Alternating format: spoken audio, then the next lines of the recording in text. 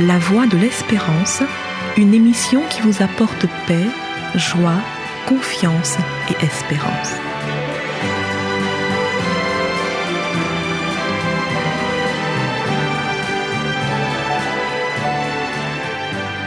Bonjour la Guyane et bonjour à tous depuis la Guyane. Les vacances sont un appel au voyage. Appel auquel beaucoup souhaitent répondre après 2 années de limitation en raison de l'épidémie de Covid qui touche le monde depuis la fin de l'année 2019. C'est vrai que voyager représente parfois une dépense importante, mais les bienfaits des voyages sont aussi considérables. Donc, la dépense vaut le coup. Il est prouvé que voyager a un effet bénéfique sur notre développement personnel. Pour les expatriés, voyager permet de pouvoir retrouver ses parents, des amis, des lieux, des odeurs et des saveurs qu'on aime et qui nous font du bien. Au lieu de ramener le voyageur chez lui, parfois le voyage peut être l'occasion de découvrir un autre territoire, des paysages différents, une autre culture, pour s'enrichir et se construire. Dans un sens ou dans un autre, retour aux sources pour les expatriés ou découverte d'une terre étrangère, voyager a généralement des effets bénéfiques. Partir en voyage, c'est avant tout s'aérer, bouger, marcher, visiter. Et on sait que l'exercice physique est bon pour le corps et bon pour l'esprit. Et en voyage, on fait plus d'exercice physique. Voyager, c'est aussi une manière de changer nos habitudes pour découvrir de nouvelles choses, ce qui aura pour effet de stimuler le cerveau et cela participera à notre bien-être. Partir en voyage, c'est souvent l'occasion de vous relaxer. Mais pour que le voyage fasse ses effets, il faut penser à ce que disait l'écrivain et aviateur Antoine de Saint-Exupéry, qui disait que celui qui veut voyager heureux doit voyager léger. Pour comprendre cette citation, on peut penser au sac à dos du voyageur. À quel point sera-t-il heureux avec un sac de 70 kilos attaché au dos? Combien de temps pourrait-il passer à explorer ou à faire du shopping avec un tel sac?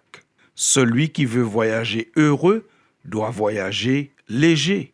Pour voyager heureux, il ne faudrait pas que ce soit seulement le sac qui soit léger, mais aussi le cœur, la tête et la conscience. Pour bien profiter de ces vacances et des voyages, si vous avez la possibilité d'en faire, il faudrait pouvoir partir sans les soucis, les inquiétudes, les chagrins, les sentiments de culpabilité, la rancœur. Bref, il faudrait pouvoir partir sans les sentiments négatifs qui nous alourdissent et dégradent notre santé physique et mentale.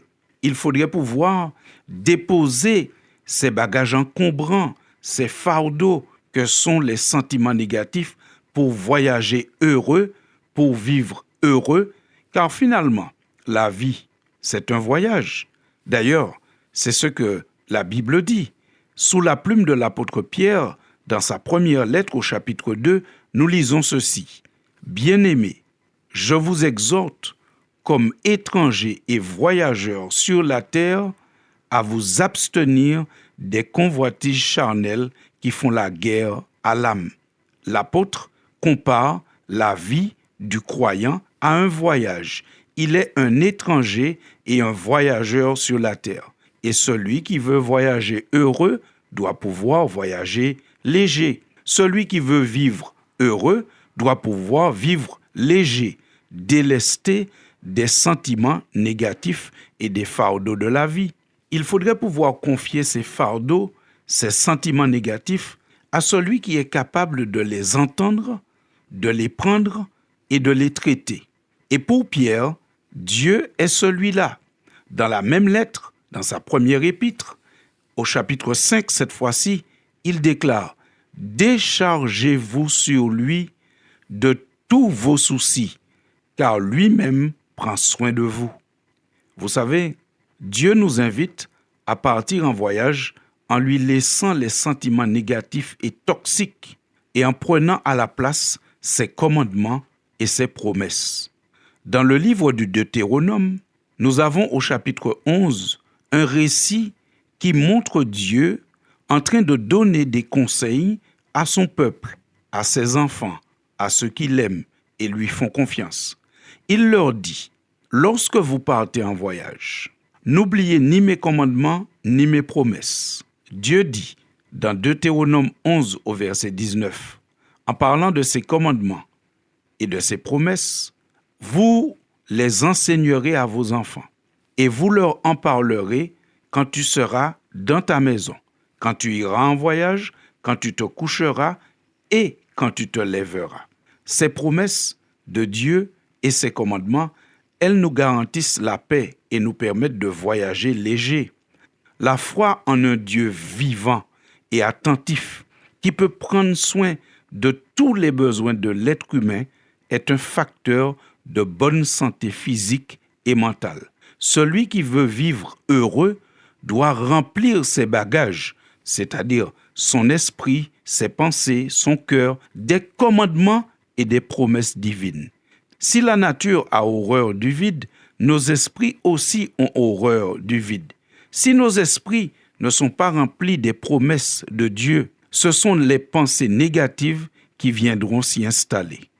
Ressasser nos problèmes ne les résout pas. Au contraire, le fait de repasser en boucle les sentiments négatifs, c'est plutôt une source de problèmes, surtout d'insomnie. Dans le livre des Psaumes au chapitre 4, nous faisons la connaissance de David. Il est roi, il est donc puissant, il a beaucoup de choses à sa disposition.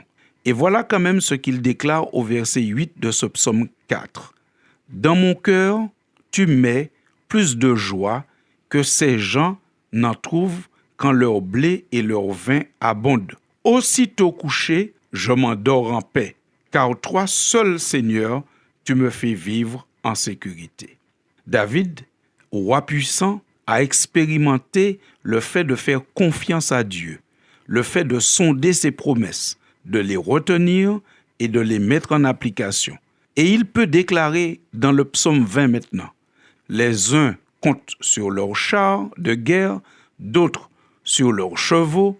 Nous comptons sur le Seigneur notre Dieu. Eux s'écroulent et tombent à terre.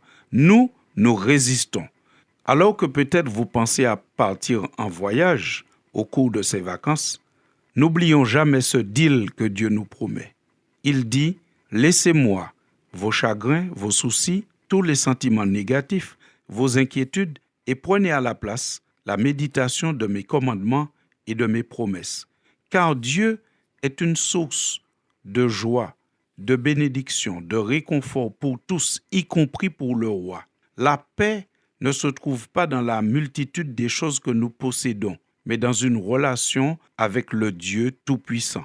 C'est pour cela que l'apôtre Paul disait à son ami Timothée, « Recommande aux riches du présent siècle de ne pas être orgueilleux et de ne pas mettre leur espérance dans les richesses incertaines, mais de les mettre en Dieu qui nous donne avec abondance toutes choses pour que nous en jouissions. » 1 Timothée 6 au verset 17. Et quant à Jésus, il nous laisse ce mot. « Ne vous inquiétez donc pas du lendemain, car le lendemain aura soin de lui-même.